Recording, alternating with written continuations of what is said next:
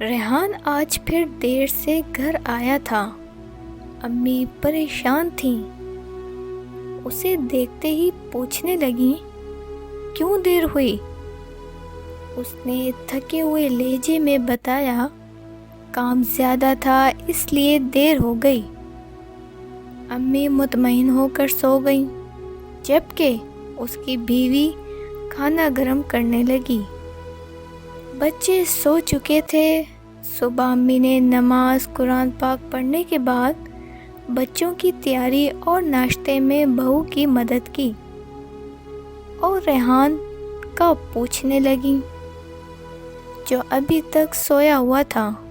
بہو نے بتایا، طبیعت خراب ہے، رات دوا لے کر سویا ہے، اس لیے دیر سے اٹھے گا۔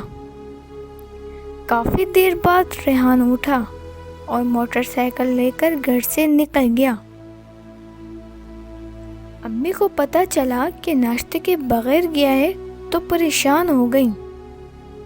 تاہم بہو نے بتایا، تھوڑی دیر کے لیے گیا ہے، ابھی آ جائے گا، اور واقعی آدھے گھنٹے بعد ریحان واپس آ گیا۔ امی کو ریحان میں بڑی تبدیلیاں نظر آ رہی تھیں۔ یہ وہ ریحان تھا جو نماز کا بڑا پابند تھا۔ وہ اب پہلے جیسا ریحان نہ تھا۔ اس کے چہرے کی تازگی ماند پڑ چکی تھی اور پریشانی کے آثار ہر وقت نظر آنے لگے تھے۔ کہاں تو ریحان بات بات پر کیکے لگایا کرتا تھا، کبھی فروٹ کبھی کیک لے کر گھر آتا، اور کہاں اب خالی پریشان چہرہ لیے گھر تاخیر سے آنے لگا تھا۔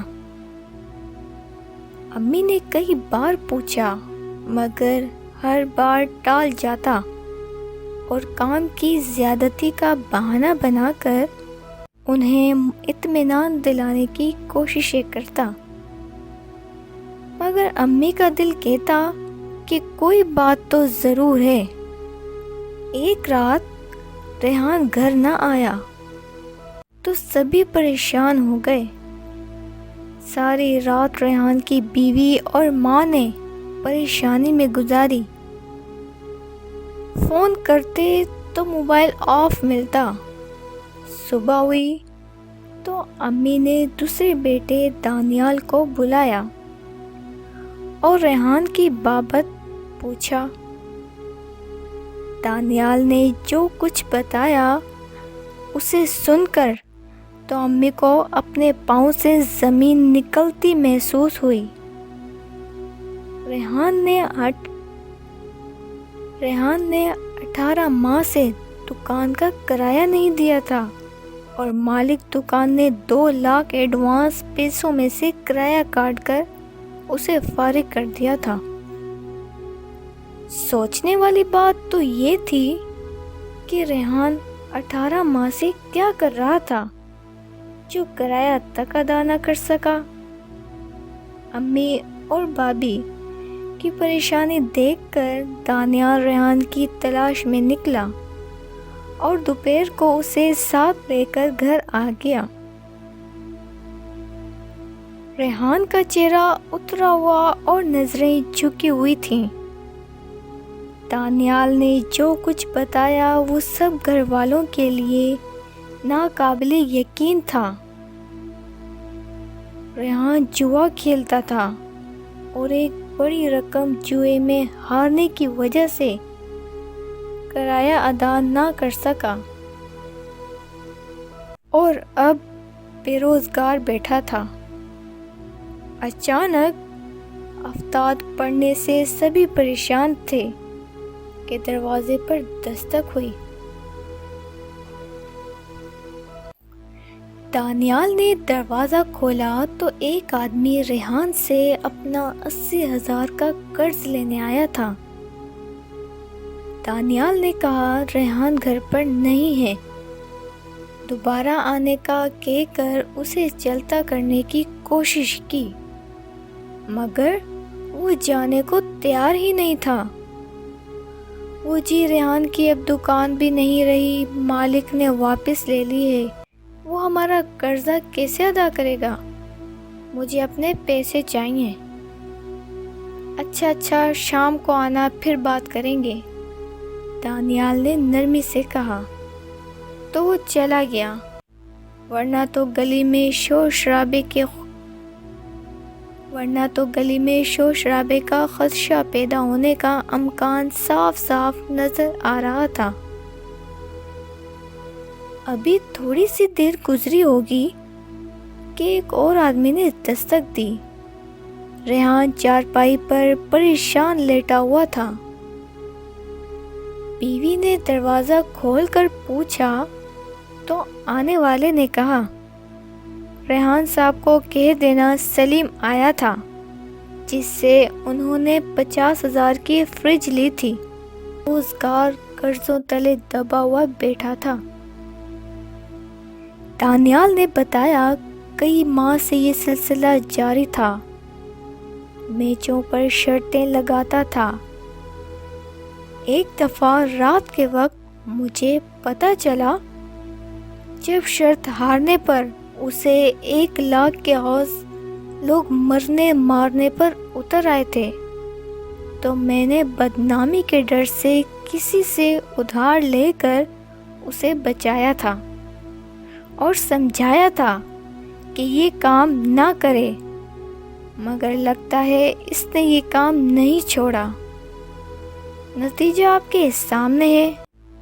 یہ کوئی چھوٹا بچہ تو نہیں کہ اسے سمجھایا جائے، یہ عاقل بالغ ہے، مجھ سے زیادہ پڑھا لکھا ہے۔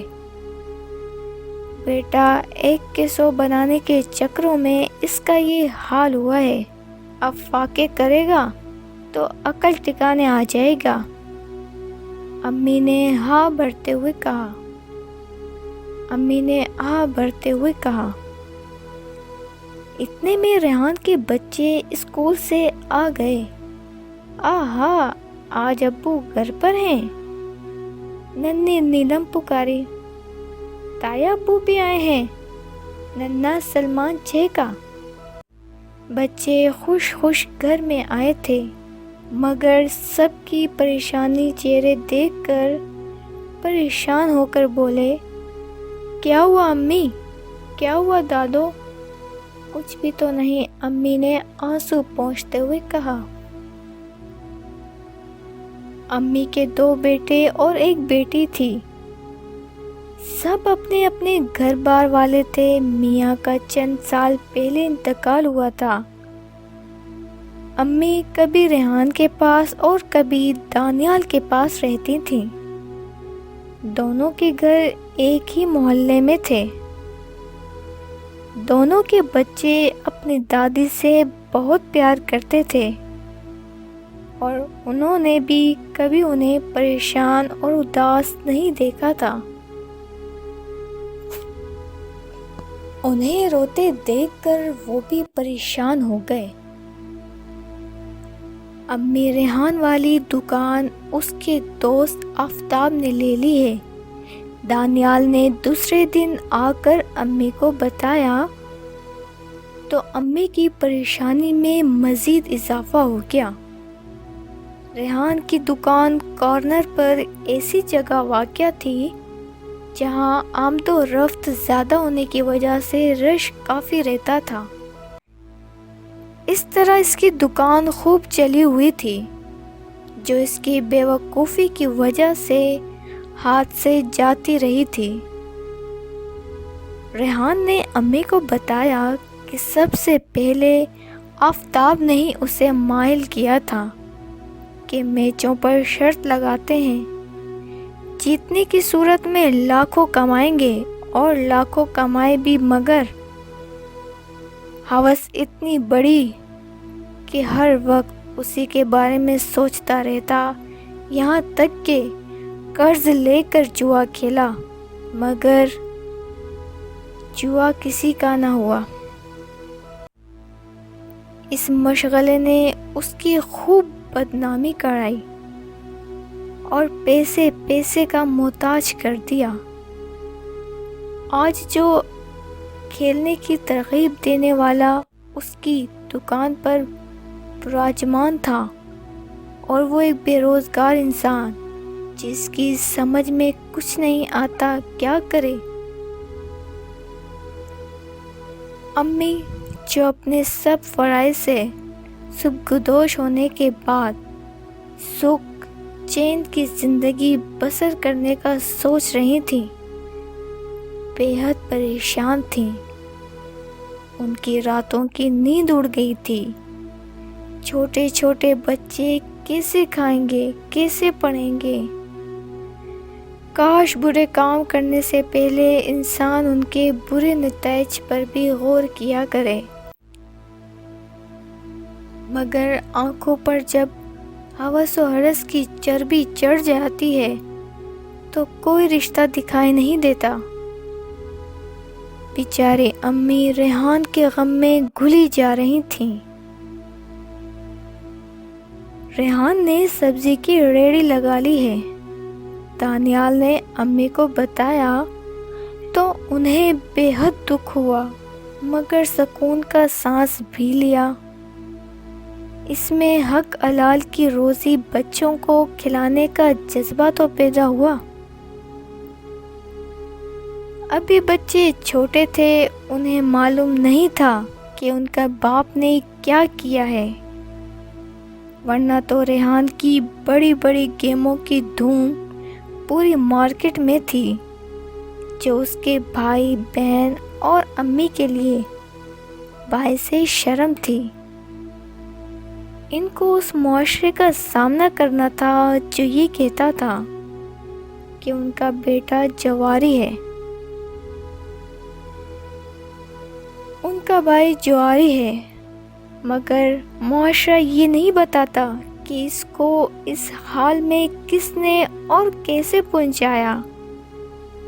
کوئی بہن یا کوئی بھائی یہ نہیں چاہتا کہ اس کا بھائی حرام اور قابل نفرت کام کرے، مگر معاشرہ کسی کی سزا کسی اور کو دیتا ہے۔ جرم ایک شخص کرتا ہے، مگر سزا پورے خاندان کو تانوں تشنوں کی صورت میں بھگتنا پڑتی ہے۔ اس کے علاوہ بچوں کو بھی یہ سزا مل سکتی ہے۔ اسی ایک بات نے ریحان کو ریڑھی لگانے پر مجبور کیا تھا۔ محنت میں کوئی آر نہیں، آج حالات مشکل ہیں تو کل اچھے دن بھی آئیں گے، امی نے سوچا اور نماز پڑھنے کی تیاری کرنے لگی۔ آج انہوں نے اپنے رب کا شکر ادا کرنا تھا جس نے ان کے بیٹے کو جوئے کی دلدل سے نکال باہر کیا تھا، جوئے کی دلدل سے نکال باہر کیا تھا اور ہدایت کا راستہ دکھایا تھا۔